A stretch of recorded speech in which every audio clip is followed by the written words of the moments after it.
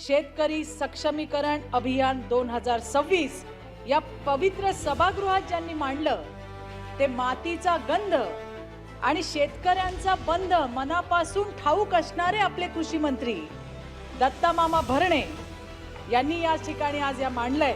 मामा, निश्चितच शेतकरी महिला म्हणतील की सभागृहामध्ये कोणी विधायक मांडलं तर आमच्या मामानी। कृषी मंत्री दत्ता मामा या सगळ्यांचंच मनापासून अभिनंदन करते। माझी माय काळी आई तिच्या कुशीत रे मळ, तिच्या घामातून फुटे माझ्या जीवाचं रे बळ। आज या कष्टकरी माऊलीच्या अस्तित्वाचा आणि सन्मानाचा दस्तऐवज म्हणजेच आजचं हे बिल महाराष्ट्र महिला शेतकरी सक्षमीकरण अभियान 2026 या पवित्र सभागृहात ज्यांनी मांडलं ते मातीचा गंध आणि शेतकऱ्यांचा बंध मनापासून ठाऊक असणारे आपले कृषी मंत्री दत्ता मामा भरणे यांनी या ठिकाणी आज या मांडलंय। मामा, आज तुम्ही फक्त कायदा नाही आणला, आज तुम्ही काय आणलंय तर महाराष्ट्राच्या काळ्या आईची सेवा करणाऱ्या लाखो माऊलींच्या श्रमाचे पांग अतिशय सन्मानाने फेडायचं काम आपल्या सरकारने केलंय। ज्यांनी अगदी पोट तिडकीने महिलांच्या बाजूने ज्यांना नेहमी मामा म्हणतात असे आमचे कृषी मंत्री दत्तात्रय भरणे मामा। मामा, निश्चितच शेतकरी महिला म्हणतील की सभागृहामध्ये कोणी विधायक मांडलं तर आमच्या मामानी। सभापती महोदय, लाडकी बहीण नेंदा लाडके मामा. गरीब लाडका मामा, गरीब महिलेला मोठा सन्मान ह्या सरकारच्या माध्यमातून दिला गेलेला आहे। या बिलला समर्थन देत असताना माननीय मुख्यमंत्री देवेंद्रजी फडणवीस, उपमुख्यमंत्री माननीय एकनाथजी शिंदे, उपमुख्यमंत्री सुनेत्राताई आणि कृषी मंत्री दत्ता मामा या सगळ्यांचंच मनापासून अभिनंदन करते।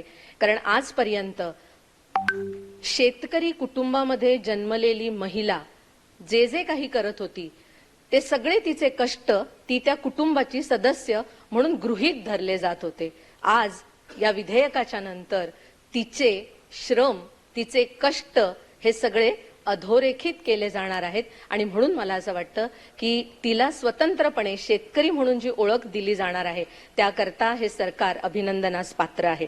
सर्वात प्रथम कार्यसम्राट मुख्यमंत्री आदरणीय देवेंद्रजी फडणवीस साहेब असतील, आदरणीय उपमुख्यमंत्री एकनाथजी शिंदे साहेब असतील, त्याचप्रमाणे दुसरे उपमुख्यमंत्री सुनेत्राताई पवार असतील, त्याचप्रमाणे या राज्याचे सक्षम असे कृषी मंत्री दत्तामामा भरणे असतील, या सगळ्यांचंच या निमित्ताने मी खरं तर अभिनंदन करतो।